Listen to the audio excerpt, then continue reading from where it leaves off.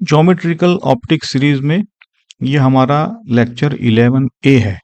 और अगर कॉन्सेप्ट देखें तो ये हमारा कॉन्सेप्ट 90 है, जिसमें लेंसेस इन कांटेक्ट हो, लेंसेस अगर डी दूरी से सेपरेटेड हो, या लेंस को सिल्वर कर दिया है, मतलब मिरर की तरह वो ट्रीट करेगा। तो इस कॉन्सेप्ट को हमने 3 लेक्चर में डिवाइड किया है, 11A, 11B और 11C। तो 11A में हम बेसिक से शुरू करेंगे, लेंसेस अगर कांटेक्ट में, मतलब एक दूसरे को टचिंग रखे हुए हैं तो देखो ये जो फिजिकल आइडिया है इसमें इतना ही है कि अगर मल्टीपल लेंसेस है तो इन मल्टीपल लेंसेस को एक इक्विवेलेंट लेंस की तरह हम ट्रीट कर सकते हैं। तो वो ही आज का टॉपिक है। दूसरा, अगर लेंस को सिल्वर कर दिया है तो वो लेंस एक मिरर की तरह काम करेगा, वो नेक्स्ट लेक्चर में देखेंगे। तो आज का जो लेक्चर है उसमें यही इतना ही फॉर्मूला हम कवर करने वाले हैं कि लेंसेस इन कांटेक्ट, ठीक है। बाकी सारे ये जो 3 फॉर्मूलाज है वो अगले 3 लेक्चर में कवर होंगे। तो यही आपका रिवीजन कार्ड है जो आप 90 सेकंड में कर सकते हो। आज हम इसमें से ये करेंगे, और जब नेक्स्ट लेक्चर में सिल्वरिंग करेंगे तो इसका सिल्वरिंग में एक मेथड है, कॉन्सेप्ट आसान है, तो ये इसके स्टेप दिए हुए नेक्स्ट लेक्चर में ये भी कवर कर लेंगे। और ये भी ये नॉन ऑब्वियस रिजल्ट्स है, जो ये सारे रिजल्ट है वो केसेस है, वो भी हम नेक्स्ट लेक्चर में देखने वाले हैं। आज का तो सिंपल लेक्चर है और पहला फॉर्मूला हम कवर करने वाले हैं। और ये आप इसका स्क्रीनशॉट ले सकते हो कि कैसे पूछा जाता है कि चीजें एग्जाम में, वो ये यहाँ पर है। तो चलो शुरू करते हैं। जैसे कहा कि आज को तो हम ये रिजल्ट ही हम कवर करने वाले हैं, है ना। तो सेटअप क्या है कि भाई 2 थिन लेंसेज इन कांटेक्ट ले लेंगे, फिर उसको इक्विवेलेंट जो है वो कैसे डिराइव करते हैं वो देखेंगे, और फिर मैग्निफिकेशन का जो फॉर्मूला ये तो हम देखते ही आए। तो आसान चीजें हैं आज के लिए। देखो ये जो ऊपर वाली फिगर है वो स्केमेटिक है, लेकिन ये जो है वो एक्चुअल रे डायग्राम ड्रॉ किया है। तो हर बार तो हम एक्चुअल रे डायग्राम ड्रॉ नहीं करेंगे, but this is for you to show कि ये एक लेंस ए है, ये लेंस बी है, देखो, और एक दूसरे को टचिंग में है। तो क्या करेंगे, इसका जो भी, जैसे यहाँ पे इसने इमेज बना है ये, तो अब इसका जो इमेज है वो इसके लिए ऑब्जेक्ट बन जाएगा। फिर वापस हम यही डेरिवेशन का हमारा सिंपल लॉजिक रहेगा। तो ये स्केमेटिक में देखो कि ए ने जो भी इमेज बनाया, यहाँ पे it is represented as I1, and then I1 will be object for B, and this B, let us say, produces image. This is the final image, है कि नहीं। तो स्केमेटिक भी हमारा सही है, क्योंकि देखो ऑब्जेक्ट की दूरी U होती है, फिर लेंस A ने V1 पे I1 दिया है ना। तो फिर इसका जो भी, ये V1 हमारा नेक्स्ट B के लिए U हो जाएगा, और फिर उससे हम V निकाल लेंगे फाइनल। तो ये स्केमेटिक है और ये एक्चुअल रे डायग्राम है। So we will not draw the actual ray diagram every now and then. अब हम इसको डिराइव करते हैं स्टेप बाय स्टेप। तो देखो फोकल लेंथ ए का F1 है, दूसरे का F2 है ना, और इसमें साइन लेना है। हम ये डेरिवेशन कॉन्वेक्स के लिए कर रहे हैं, लेकिन जरूरी नहीं कि ये सिर्फ कॉन्वेक्स के लिए वैलिड हो, है ना। चलो देखते हैं अभी। तो ये सारी चीजें देखो, I1 इंटरमीडिएट है और ये I फाइनल है। तो पहले ए के लिए लगाया है ना, ये मिरर फॉर्मूला है, लेंस फॉर्मूला है, ए के लिए लगाया, लेंस है तो माइनस होता है। ओके, पहले का F1 है तो यहाँ F1 रखा है, इंटरमीडिएट उसने जो इमेज बनाई उसको हम V1 कहेंगे। तो ये हमारा इक्वेशन 1 है, देखो ये स्केमेटिक है, U और V पे उसने इमेज बनाई I1। ओके, अब हम ये I1 लेंगे B के लिए ऑब्जेक्ट, है ना। तो देखो अब ये जो V1 था वो B के लिए U हो जाएगा, और B के लिए F2 था ये, तो ये B के लिए लगाया हमने लेंस फॉर्मूला। अब क्या करेंगे, जो इक्वेशन 1 था ये वाला और इक्वेशन 2, ये हम ऐड कर देंगे सिंपली। तो देखो ये टर्म कैंसिल हो रहा है, तो ये जो है यही हमारा फाइनल इक्वेशन है। और ये अगर इसको हम मिरर फॉर्मूला से इक्वेट करें तो यही तो मिरर फॉर्मूला होता है। इसका मतलब है कंबाइंड सिस्टम का ये जो है वही तो इक्विवेलेंट फोकल लेंथ है कि नहीं? अच्छा, अब यहां पे कई बार सवाल उठता है कि हमने ए से जो इमेज लिया वो ऐसे कन्वर्जिंग इमेज था। हो सकता है कि ए ऑब्जेक्ट यहां रखा हो तो इसका वर्चुअल इमेज यहां बनता, तो क्या हमारा फॉर्मूला अलग हो जाता? तो इसका आंसर मैं देता आया हूं कि किसी भी एक केस के लिए जो आप डिराइव करते हो वो हर एक केस के लिए वैलिड होता है। इसी और यहीं पे साइन कन्वेंशन आता है। अगर प्रॉपर साइन कन्वेंशन रखोगे तो अल्टीमेटली यही फॉर्मूला आने वाला है ना? अगर साइन कन्वेंशन गलत है तो हर एक केस के लिए अलग अलग formula, which is beyond any track. चलो तो आगे बढ़ते हैं। तो जैसे जो फाइनल 1/f1/1/f2 ही तो मिरर का लेंस के लिए इक्वेशन तो यही हम कह सकते हैं कि एफ ई है, तो इसी से हमारा एफ ई निकल के आता है और यहीं से आपका पी भी निकल के आता है, क्योंकि 1/f तो पी है, तो ये P1 + P2 हो जाता है। देखो ये अल्जीब्रिक सम है, मतलब लीनियर है चीजें, है ना? ये प्रॉपर्टी है। चलो तो अब क्या करेंगे कि तीन सिस्टम है तो हम सिंपली इसको 1/f1 + 1/f2 + 1/f3 करेंगे। ठीक है, और ये जो भी f है इसको हम यहां पे देखो ऐसे रिप्रेजेंट किया है, जस्ट स्केमेटिक, कि इन दोनों की जगह हम ये एक लेंस अगर रख दे यहां पे तो भी वही रिजल्ट देगा, सिर्फ उसका फोकल लेंथ हम ये ले लेंगे एफ ई, तो इसको इक्विवेलेंट बोलते हैं। ठीक है, यही आइडिया है। अब मैग्निफिकेशन क्या होता है? मैग्निफिकेशन देखो, मैग्निफिकेशन होगा फाइनल इमेज अपॉन इनिशियल, है मतलब जो ऑब्जेक्ट था ये ऑब्जेक्ट का यही मैग्निफिकेशन है। तो क्योंकि दो लेंसेज है तो आप मल्टीप्लाई करो तो देखो ये कैंसिल हो जाएगा। तो इसीलिए मैग्निफिकेशन तो हर बार हम देखते आए कि m1 × m2 × m3 ब्ला ब्ला ब्ला ऐसे। ओके, और each image serve as object for the another guy, ये स्केमेटिक है। इसने जो इमेज बनाया वो इसके लिए ऑब्जेक्ट बनेगा, ऐसा। ठीक, अब ये स्लाइड बड़ी इंपॉर्टेंट है।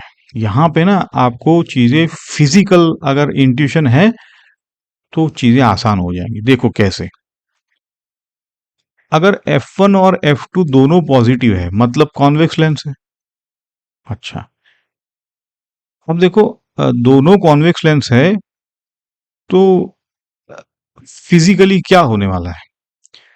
दोनों कॉन्वेक्स एक दूसरे के साथ जुड़ेंगे तो ये F जो है वो दोनों से कम आने वाला है। अब ये बताओ क्यों? यही तो लिखा है, सिस्टम इज मोर कन्वर्जिंग, क्योंकि दो बार आप कन्वर्ज करा रहे हो। पहला तो कन्वर्जिंग था ही, दूसरा रखा तो दूसरे ने और कन्वर्ज करा दिया, है ना? तो equivalent focal length is shorter than either of the focal length. ये फिजिकल अंडरस्टैंडिंग है आपका, इससे काफी चीजें आप आसानी से सॉल्व कर पाओगे। ठीक है, पॉज करके एक बार इसको समझ लेना। अब देखो अपोजिट नेचर, अपोजिट नेचर का मतलब क्या हुआ कि एक कन्वर्ज करा रहा है तो दूसरा डाइवर्ज करा रहा है। कौन जीतेगा? तो जिसका शॉर्टर फोकल लेंथ है वो जीतेगा। तो जो फाइनल एफ होगा, है ना, वो आपका शॉर्टर फोकल लेंथ से थोड़ा सा ज्यादा होगा, क्योंकि दूसरे ने तो उसका कम कर दिया। और नेचर क्या होगा? नेचर जो जीत रहा है उसी का नेचर होगा। आप इसको समझे, है कि नहीं? ये सपोज करो कि ये पॉजिटिव है ये नेगेटिव है। अब ये कन्वर्ज कराना चाहता था, ये डाइवर्ज कराना चाहता था। कौन जीतेगा? तो बोले जिस जो ज्यादा कन्वर्ज करा रहा है ना, जिसका फोकल लेंथ मतलब कन्वर्जिंग पावर ज्यादा है वही तो जीतेगा। यही है, बस इतना। और परफेक्ट कैंसलेशन मतलब दोनों सेम है, F1 F2, एक कॉनकेव है एक कॉन्वेक्स है, तो इसने कन्वर्ज किया इसने डाइवर्ज किया, अल्टीमेट इफेक्ट क्या हो गया? जीरो, मतलब कुछ हुआ ही नहीं, जैसे रे आया वैसे चला गया। तो उसी को हम बोलेंगे कि इनफाइनाइट एफ निकल के आया है, मतलब तो ये स्लाइड में आपको एक बार पॉज करके ये जो समझा है कि कौन जीत रहा है वो आपको समझ में आना चाहिए। वही जीतेगा जिसका कन्वर्जिंग पावर ज्यादा, मतलब जिसका फोकल लेंथ कम। चलो अब यहाँ स्प्लिटिंग ऑफ लेंस ले लेते हैं। अब ये तो हमने अगले लेक्चर में कवर किया हुआ है। ये स्केमेटिक लेंस है, इसको आप अगर ऐसे काटोगे तो क्या फोकल लेंथ चेंज होता है? हमने देखा है नहीं होता है। तो ये दोनों लेंस जो अगर हमने अलोंग द एक्सिस काटा है तो फोकल लेंथ कभी चेंज होगा नहीं। अगर वर्टिकली काटेंगे तो यहाँ पे देखो कि यस फोकल लेंथ चेंज होगा, और क्या होगा? डबल हो जाएगा, क्योंकि कन्वर्जिंग एक सरफेस कम हो गई तो कन्वर्जिंग पावर कम हो गया, मतलब एफ डबल हो गया। अब ये चाहे ये पार्ट लो चाहे ये पार्ट लो, रिजल्ट तो वही है, क्योंकि कन्वर्जिंग सरफेस कम हो गई, इसलिए इसका कन्वर्जिंग पावर कम हो रहा है। अब देखो, अब इन दोनों को अगर वापस ज्वाइन करोगे तो अल्टीमेटली एफ तो वापस वही आने वाला है। अब चाहे आप ऐसे ज्वाइन करो, चाहे ऐसे रखो, चाहे ऐसे रखो, it doesn't make any difference. यहाँ पे कंफ्यूजन नहीं चाहिए। अगर आपने कट करके वापस रखा है तो आपका फोकल लेंथ वापस जो था वो बनने वाला है। तो कटिंग का जो कॉन्सेप्ट हमने सीखा है वहीं से ये कॉन्सेप्ट आ रहा है। अब ये सारा आप मैथ्स एक बार रिपीट किया है जो कि हमें आता है। आगे बढ़ते हैं। अभी पावर कैसे डिफाइन होता है कि एयर है तो 1 बाय जो एफ एयर में निकलेगा। अब एफ एयर और एफ वाटर क्यों अलग अलग है? क्योंकि देखो ये लेंस मेकर से आता है। हमने ये भी पता है कि ये जो म्यू होता है वो एक्चुअली रिलेटिव होता है लेंस का अपॉन सराउंडिंग मीडियम का, है ना। तो सराउंडिंग मीडियम अगर वाटर है तो आपका पावर उस हिसाब से, मतलब आपका, है ना, ऐसे डिफाइन किया है हमने। पावर को ऐसे डिफाइन किया है, ये एयर के लिए म्यू अपॉन एफ और वाटर के लिए म्यू ऑफ वाटर अपॉन। लेकिन ये आपको पता है कि लेंस मेकर से अगर एन ज्यादा है नीचे, जैसे वाटर है, तो वीक हो जाएगा, 1/f कम हो जाएगा एज पर दिस फॉर्मूला। मतलब वीक हो जाएगा, मतलब कन्वर्जिंग अगर लेंस था तो वो कम कन्वर्ज कराएगा, उसका पावर कम हो जाएगा, है ना। क्योंकि देखो ये 1/f कम आ रहा है, मतलब f बढ़ रहा है, मतलब पावर कम हो रहा है। ऐसा चीजें है ये सारी, और ये हमने ऑलरेडी देखा हुआ है। लेंस मेकर इक्वेशन डिराइव भी किया है, प्रॉब्लम भी सॉल्व की है। चलो ये पहला प्रॉब्लम है जिसमें लेटरल मैग्निफिकेशन की चर्चा है। Find the lateral magnification produced by the combination. Convex lens दिया हुआ है यहाँ पे और कॉनकेव लेंस दिया हुआ है। ऑब्जेक्ट की दूरी दी है ये। अब इन कॉन्टेक्ट लिखा हुआ है, देखो यहाँ पे। अब देखो, मैं before looking at the solution, किसका एफ छोटा है, तो ये जो छोटा एफ है वो जीतने वाला है ना। लेकिन जो अल्टीमेट एफ आएगा वो इससे 10 से थोड़ा बड़ा आने वाला है, क्योंकि ये दूसरा डाइवर्ज करा रहा है। तो देखो अब हम इसको अगर आप प्लग इन करें तो 1/10 पॉजिटिव और ये नेगेटिव था, कॉनकेव के लिए माइनस था, तो ऐसे, तो ये 1/20 आ रहा है ना। तो एफ इक्विवेलेंट +20 आ रहा है, क्योंकि हमें पता था कि एफ ये जो प्लस है वो जीतने वाला है, क्योंकि ये छोटा था। तो अल्टीमेट कन्वर्जिंग रहा लेकिन कम कन्वर्जिंग हो गया, है ना, कम कन्वर्जिंग हो गया, विच इज एक्सपेक्टेड। अच्छा, अब ये अब तो आपको क्या ही है, ये लेंस फॉर्मूला लगा लो, सिर्फ आपको यूज करना है एफ इक्विवेलेंट। तो जो भी प्लस आया है वो प्लस हिसाब से, ऑब्जेक्ट माइनस था तो माइनस रखा है, वी निकल गई, वी माइनस निकल के आया, मतलब जहां ऑब्जेक्ट था वहीं पे ये इमेज बनी है ना। तो ये इमेज वर्चुअल होनी चाहिए। तो देखो एम पॉजिटिव आया है, मतलब पॉजिटिव का मतलब हम क्या समझते थे, इरेक्ट इमेज है ना। तो ये वर्चुअल इरेक्ट मैग्निफाइड, क्योंकि प्लस है, ऐसा। अब ये प्रॉब्लम 2 है, 3 lenses in contact, radius of curvature दिया हुआ है, रिफ्रैक्टिव इंडेक्स दिया हुआ है। आपको एफ ई निकालना है। तो सब तीनों के आप पहले तो 1/f निकाल लो और सबको ऐड कर दो, सिंपल है, जो भी आएगा वो आपका है। ऐसा है ना। ये एक पैटर्न है। जैसे रेडियस ऑफ कर्वेचर दिया है तो इसका मतलब है आपको ये फॉर्मूला यूज करनी पड़ेगी, इससे आपको 1/f मिलने वाला है। तो ये फॉर्मूला यूज कर दी है और ये एफ मिला है, ये एक पैटर्न। तो फिर ठीक है, चलो तो ये दो पैटर्न के सम हमने देख लिए, ये हमारा समरी है। इक्विवेलेंट फोकल लेंथ कैसे डिराइव किया है ये भी देखा है।